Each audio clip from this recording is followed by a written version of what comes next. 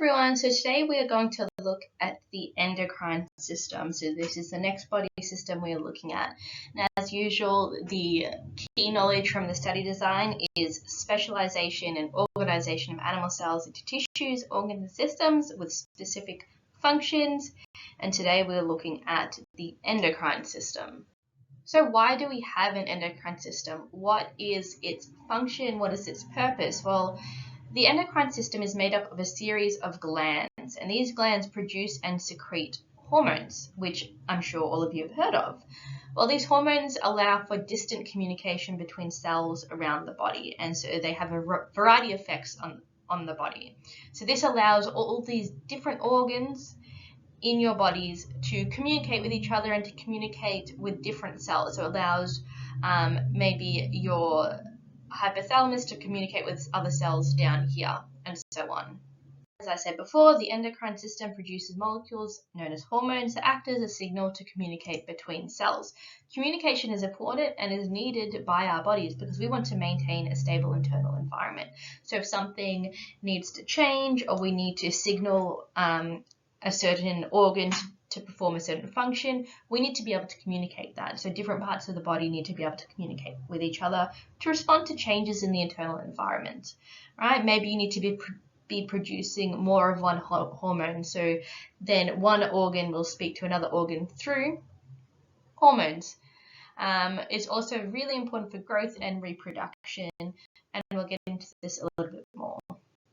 So let's look more closely at hormones because this is involved in communication. It is the main purpose of the endocrine system. It is to communicate through hormones to different parts of the body. So your endocrine glands release these hormones in response to a stimulus or stimuli. So that might be some sort of internal, external factor.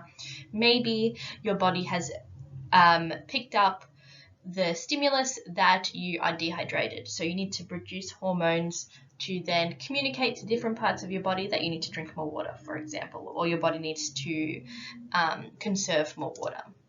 So these hormones travel through your bloodstream and they bind to target receptors on different cells. So they're specific to proteins called receptors on the cell. When they find this target cell, it binds to it and then delivers that message. It won't bind to cells that don't have this target receptor. And they create a change in response to the environment, whether it's external, internal environment, such as hunger, thirst, tiredness, cold, heat, whatever. So receptors are again proteins in the plasma membrane. They are integral proteins. They're a permanent part of the plasma membrane. So think back to when we looked at the plasma membrane. Integral protein, permanent part. These signal molecules, these hormones, bind to that receptor. So hormones can either be protein-based or steroid-based. So if a hormone is protein-based, it's made up of amino acids. It is hydrophilic. So it is attracted to water and it binds to the cell surface receptors, so the receptors on the outside of the cell. Because they are hydrophilic, water-loving, they cannot easily pass through that plasma membrane, so those fatty acids repel them. Steroid-based hormones, they're made of cholesterol and they're hydrophobic.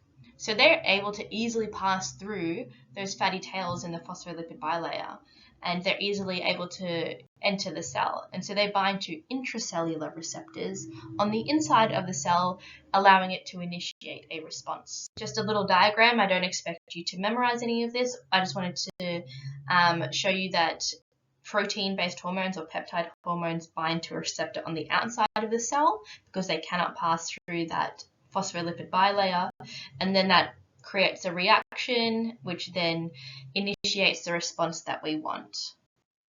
Steroid-based hormones, however, because they are hydrophobic, they're able to pass through those fatty acid tails in the phospholipid bilayer and enter the cell and then react or bind to whatever receptor it needs to bind to and initiate whatever reaction it needs to do. Let's look at some of the endocrine glands in our body. So these glands are organs. So let's start with the brain. In the brain, we have the hypothalamus, which helps us maintain body temperature, and it influences the pineal gland, which is this little part over here. Then we have the pituitary gland. So this is considered to be the master gland, as it helps regulate many other glands such as the thyroid, adrenal, ovaries, and testes. It releases growth hormone for protein synthesis and growth. And then the pineal gland, as I said before, that's involved with sleep regulation, and it influences the pituitary gland in bone metabolism. So two hormones that are produced by the pituitary gland, because we know the pituitary gland is considered the master gland, and as you can see over here, it has a variety of different functions. It produces a variety of different hormones that affect other glands. So two that we're going to look at now and then in more detail later on in different topics is ADH, so antidiuretic hormone. So this is involved with regulation of water concentration in your body. Then we have oxytocin. So it's produced during childbirth to initiate contractions of the uterus and also help stimulate milk production in the mammary glands after birth. So these are two hormones produced by this master gland, the pituitary gland, that I think are useful to know. We have the thyroid, which is a gland located at the back of your neck. It produces thyroxine, which helps regulate metabolism. We also have the thymus, which is located between the lungs, and it helps regulate the immune system. Now we have the adrenal glands, which are located above the kidneys. So they are these little cap-looking things on top of your kidneys, and they're involved in your stress response and blood pressure because they release adrenaline. So when we are scared, we release adrenaline that gives us energy to fight or flight. It helps us contract our muscles, it increases our heart rate, and so on. Then we have the pancreas, which we remember from the digestive system. So it's located behind the stomach, it's an accessory to the digestive system, and it also helps maintain blood glucose levels, and we're going to get into this in another topic.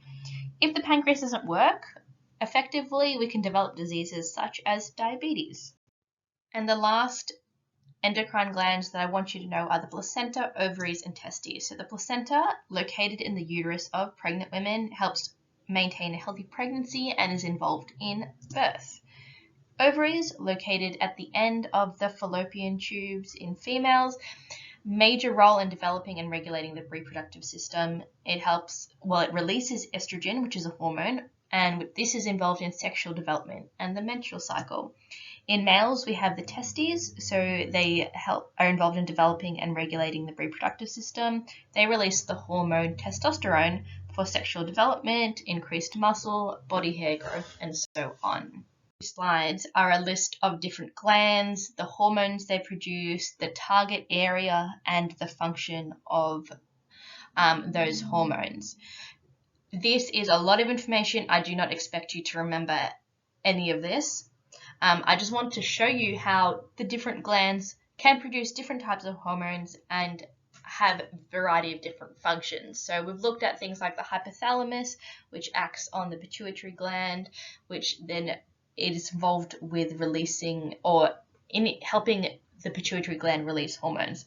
And we've got the pituitary gland, that master gland. It releases all these different hormones which act on all these different glands or different areas of the body and have all these different functions. This is more about the pituitary gland. We've looked at ADH and oxytocin and what they do. Pineal gland, thyroid, we looked at thyroxine. The thymus we've had a look at. And we've looked at the adrenal gland, the pancreas, which we will learn a lot more about, and then testes and ovaries.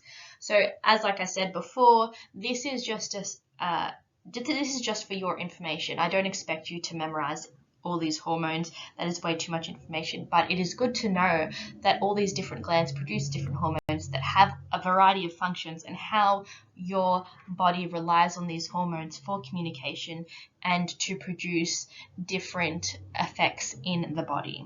So as usual, bring your questions to class and I will see you there.